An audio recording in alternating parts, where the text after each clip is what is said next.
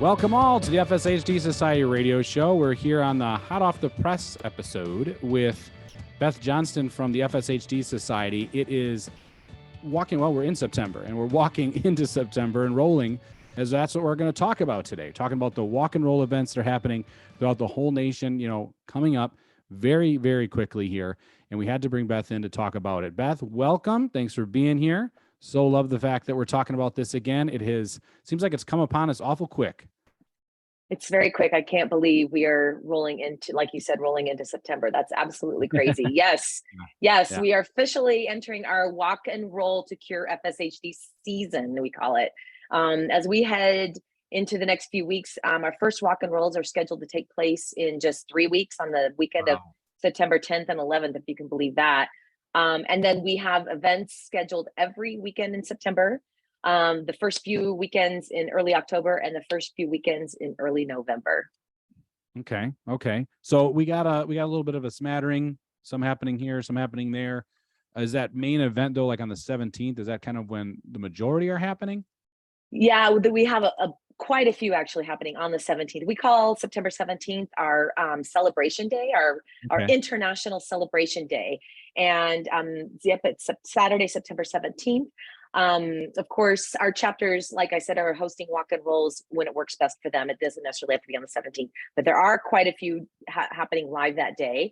And this will be the day of our live stream celebration on Facebook of all the events that I think maybe you, Tim, may be hosting or very intimately involved in that live stream event. And I even had some people asked me, some walk and roll leaders going, are we still doing the Facebook live stream again? I said, oh yeah, get ready to call in to the live stream. But we'll be bringing in folks from coast to coast to show us live what's going on their event that day, or if their walk is on another day, we'll just talk to them about their event that happened or their event that's coming up later. And we'll still offer like a walk your way option, whether you walk with a group at a local event, or you walk around your backyard or participate virtually, whatever you want to do. We just want everyone to join in and celebrate that amazing day and just spreading the word far and wide, I guess. Yeah, because there's a lot of events going on and a lot throughout the area. If you guys all visit fshdsociety.org, it's right on the front page, the link to click. International celebration live stream. Yeah, team captains participate in a way that works for you, just like Beth mentioned. And looks like we have some, good host of sponsors like Optum, Dine, Avidity, Amra, if I'm saying that right. Yeah. On the page there too. So obviously special thank you already to them for helping us out. What is there anything different from last year to this year? Only that we've got way more live events, definitely. Actually, if we could just take a step back, I'd love to just kind of give a little history of kind of where we started and then let's do that. Coming up to what's actually going on this year. So, a little bit of history where we've come from, but we were officially launched this whole program in 2018, but prior to 2018, there were several walk and rolls and other events that were already happening around the country.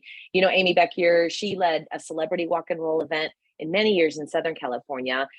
Katie Ruckert, she led an event here in Colorado where I live for the Colorado Walk and Roll. And there were little pop-up walk and roll events in different parts of the country. Cape Cod hosted one at one point. But in 2018 is when we officially launched this nationally branded walk and roll to cure FSHD program.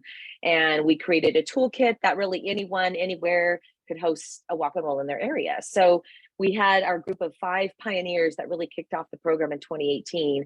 And that year they raised just over $180,000, I believe they raised that year in 2018.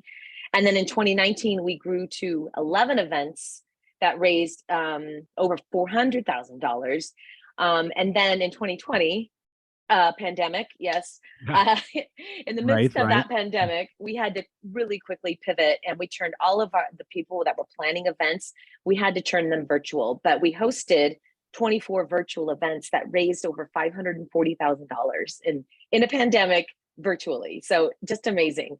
And then last year, 2021, kind of the second year of the pandemic was still going on. There was still a lot of uncertainty that was pressing down on everybody. But our amazing volunteers, I swear, they still stepped up and showed up again. And that 2021 walk and rolls, they were a tremendous success. There were some virtual, many in person, because they're outdoors, so they were pretty safe. But volunteers all across the U.S. and Canada, we celebrated 29 walk and roll events, and they raised over $820,000. So this year we have about 30 walk and rolls scheduled all over the US and in Canada. And our goal this year is to raise $1 million. So we know it's a huge stretch, but we know it's totally doable. We know we've got super committed volunteers, and we've armed them with many tools as we could. And we truly believe that this is doable to hit the million this year. So this is a big year. That's not that big of a leap. Come on, we were at 820,000. You said. I mean, that's not that much of a jump. We can do it. I mean, we can do it. Yeah. I mean, we're right on pace with that, right? I mean, we should blow that out of the water, right? I agree. And I'm totally confident. We've got this, Tim. But so that means that since the walk was officially launched by the end of 2021, we raised nearly $2 million to fund research programs for patient education and support. And this $2 million literally was raised by volunteers asking their family and friends to join them, $5, $10, $20 at a time. So it's truly amazing. And it's going to happen again. And we're going to blow our goal out of the water. I just know it. but this goes beyond, like a fundraiser, right? I mean, what's like the other aspect, like the philosophy in it and like the community and all that? Talk about beyond, just the fact that it's this awesome fundraising event that raises funds. What else does it raise? Yeah. So I always say the walk and roll is first and foremost a fundraising event. However, it's a fundraiser with a real distinct purpose. I mean, you'll hear Lee say, we have to fuel the fire to keep the engine burning, right? And so, especially with all the amazing things that are happening in the FSHD ecosystem right now, as you know, there's just so much going on. That's so exciting right now, but it really is more than just a fundraiser. It's a place that brings the entire community together. It brings families, friends, coworkers together. It allows folks like you and me a safe place to really tell our FSHD story amongst our family and friends. It gives people, a sounding board to actually maybe come out and just say, I've got this disease and I'm raising funds, for it. And it raises so much awareness of the disease and of the society, where there really wasn't a lot of awareness before. As you know, I think both of our stories are really similar, where almost no one had ever heard of it, before, when our families were going through diagnosis. But there's just so many other intrinsic benefits to these walk and roll events that are outside the critical dollars that we're raising. So I do have an example that I'd love to share, and Jacob may kill me, but he has a great story. So 2 years ago, there's one person that was diagnosed with FSHD and had it for quite a while, and he admittedly just kind of sat on the sidelines for many years, and finally decided it was time to take action and get involved. So Jacob in Minnesota, Jacob Wise, he stepped up as a volunteer leader and started the Minnesota chapter. And he also then hosted the very first Minnesota walk and roll event last year. And this totally opened up the gates for all the others in the area to join him.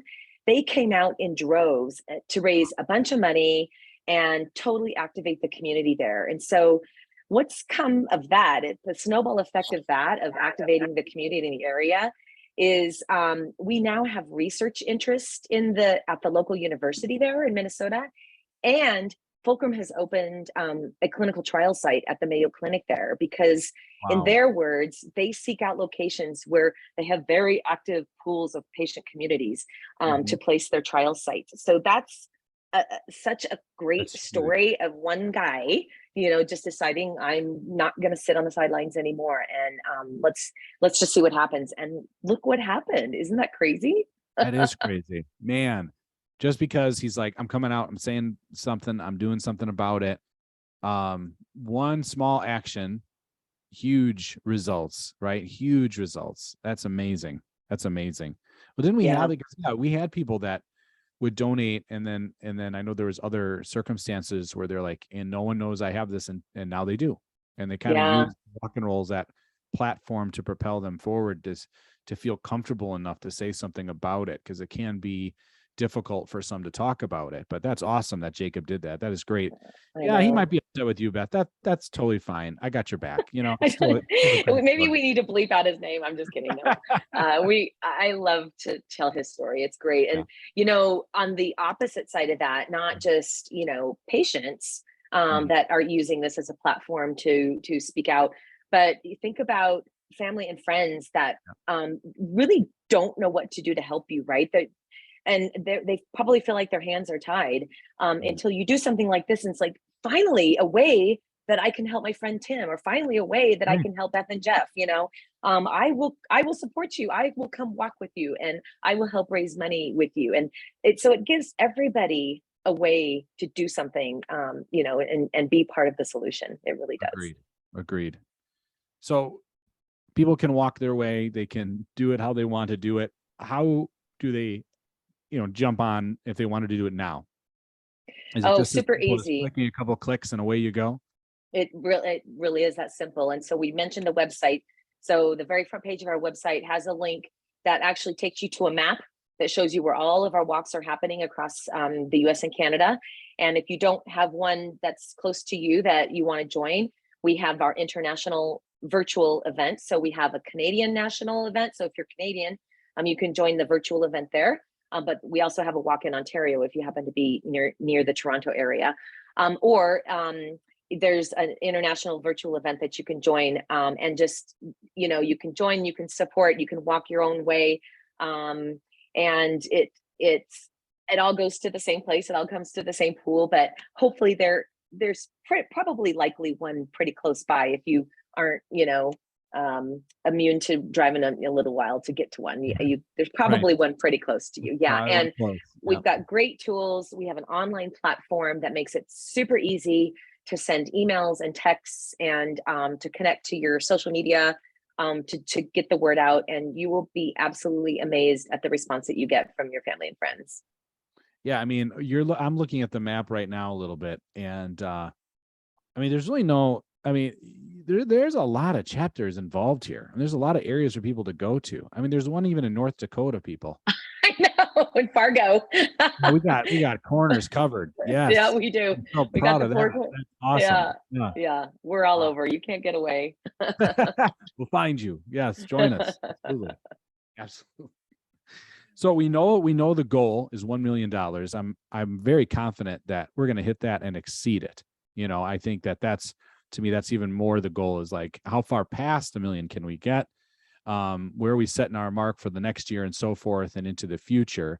And you kind of mentioned, like that, almost like a timeline, that you guys had set out. Where are we when, back when you guys started this, talking about, okay, we do chapters and we do the walk and rolls and this and that. I'm sure you all plotted it out. Are we on pace with where that vision was years ago? It's funny you say that, Tim, because just I think yesterday, the team was talking, and if anybody listening to this gets our materials either in the mail or looks online or whatever, you might remember years ago where we published like an image, a graphic of a road that kind of winded. And on the road, there were different milestones that we knew we had to hit in order to hit our goal of therapies for a family by 2025. And so we mapped out. So like in 2018, we put, start a chapter program, develop a nationally branded fundraising program called the Walk and Roll, and then also launch the Therapeutic Accelerator Project. And then, the next year, 2019, we knew we had to meet with the FDA. So we had the industry collaborative meeting, and we knew that we needed to get the voices of the patients documented into the FDA. So we did the voice of the patient report.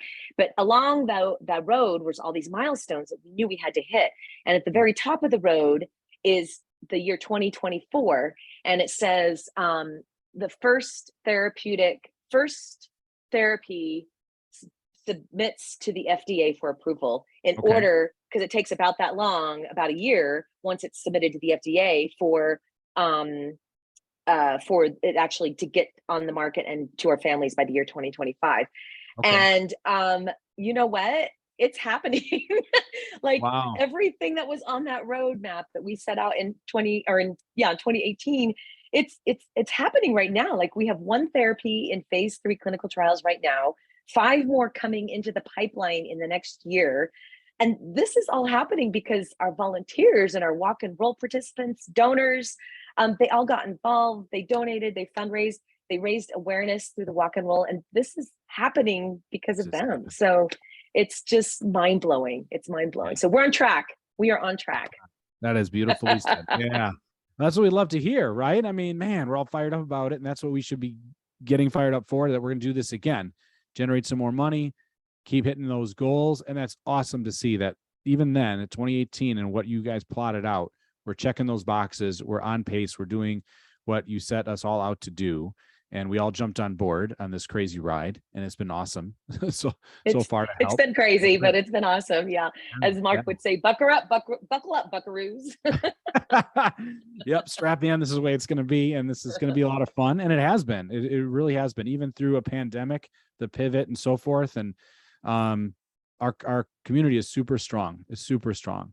So Beth, I want to make sure that we didn't forget anything else, before we let you go. Is there any final thoughts or anything that I may have not asked that I should have asked that you can fill us in at any other blanks here? I think so. I just want to make sure people, participate in any way that they're comfortable participating. Hop on board, get online, and do your thing. And then join us on the 17th when you host our awesome live stream event. So be there or be square. Or be square. I like it. I like it. I will be there. That is my plan as well. So yeah, join us on that day and join any area walk and roll. Heck, man, maybe some people can go to like multiple, right? I mean, that's got to be somewhat possible, right? But either I am. way, are you? Yeah, see, so it is possible. But either way, yeah, I'll be around on that 17th for the virtual event, and I know that so many others are participating wherever and however they can. So we thank you all for joining us. Thank you, Beth, for being here on this. Thanks for having me. You bet. Couldn't do it without you. We'll see you all next time on the FSHD Society Radio Show. Take care. Bye.